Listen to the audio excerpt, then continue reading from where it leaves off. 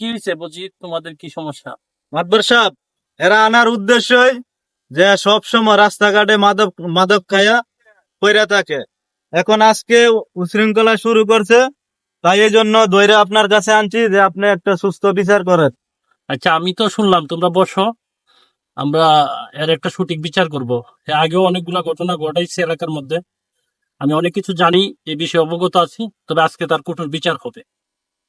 তাই না মাতবর সাহেব, সে তার জ্বালা এনিসাগরের জ্বালা আমি ঠিক মতো দোকানদারি করতে পারি না, তাই আমার চাঁদার জন্য ধরে। এর সঠিক বিচার চাই আমি, এনিসাগরের বিচার হোক। মাদ্রাস সাহেব, শুধু তাই না, ওই দিন রাত্রে আমার বাড়িতে একটা মোটর নাই হয়েছে। ওই দিন রাত্রে শীতে এসে আমার বাড়ির আশেপাশে ঘোরাফেরা করছে। তার সঠিক বিচার করেন। ওই চুরি করছে আমার বাড়ির মোটর। হ্যাঁ ইউনুস, তোমার ব্যাপারে আগে অনেক কমপ্লেন শুনছি, আজকেও আমি শুনলাম। যে কমপ্লেন গুলো শুনলাম, তুমি চুরি করেছো, তুমি ইয়াবা ট্যাবলেট খাও, তুমি স্কুলে ছাত্রছাত্রীদের সাথে মানে দুর্ব্যবহার করো, মেয়েদের সাথে ইফটিজিং করো, এগুলো কি সত্য কিনা?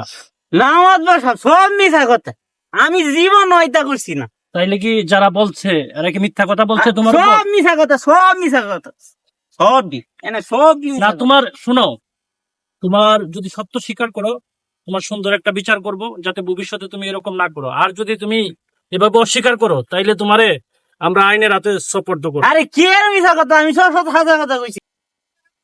আচ্ছা, সুয়েল, থামো থামো থামো থামো থামো থামো, আমি দেখতেছি বিষয়টা। শোনো, তোমার উপর কিন্তু এখানে প্রচন্ড ভাবে মানুষ খেপায়, প্রতিবেশী সমাজবাসী তোমার প্রতি, তোমার ব্যবহারে অসন্তুষ্ট, তোমাকে কিন্তু শক্ত মার দিবে। তবে আমি তাদেরকে নিষেধ করছি, তারা কিছু বলবে না তোমাকে। তুমি আমার সাথে সত্যটা স্বীকার করো, বলো। মাতবর সাহেব, আমি নেশা করি, এটা হাসা কথা। হ্যাঁ, আমি নেশা করি দেখে আমারে ধরে আনছেন, আচ্ছা, কিন্তু যারা বেছে হ্যাঁ, হেরা তো বড় মাতার, হেরা কিছু করতেন পারতেন না আপনি। আমি গরিবের ফুলা, আমার কিছু নাই, নেশা করি, মাতলামি করি, ওইটা আপনারা সহ্য না। ইউনুস শোনো, আমি এই যে এখানে সমাজবাসীর কথা শুনছি, তোমার কথা শুনছি, তুমি যে কথা বলছো ঠিক আছে, কিন্তু আজকে প্রত্যেকটা সমাজে যুব সমাজ জাগ্রত হয়েছে, যেখানে মাদক সেখানে আন্দোলন। তবে তুমি এই পর্যন্ত যা করছো, তুমি যদি আজকে এই ভুল স্বীকার করো আর এই সমাজের কাছে, সকলের কাছে ক্ষমা চাও, তাইলে আজকের মতো এই প্রাথমিক পর্যায়ে আমি তোমাকে মানে মাফ করে দেওয়ার চেষ্টা করব। আমিও সকলের কাছে অনুরোধ করব যাতে তোমারে মাফ করে দে। আর অদূর ভবিষ্যতে তুমি এগুলা করবা কিনা? না মাতবর সাহেব, আমি তার নেশা পানি যদি তুমি করো আর অদূর ভবিষ্যতে যদি তোমার খারাপ কোনো চলাফেরা আমরা লক্ষ্য করতে পারি বা সমাজবাসী জানে, তাইলে কিন্তু তোমার কঠোর বিচার হবে। আমি রাজি মাতবর সাহেব, আমি রাজি। এই ভুল আমি আর জীবনে করতাম না। যদি ভুল না করো, ঠিক আছে, আজকে আমি সকলের কাছ থেকেই অনুরোধ করব যাতে তোমার ক্ষমা করে দে।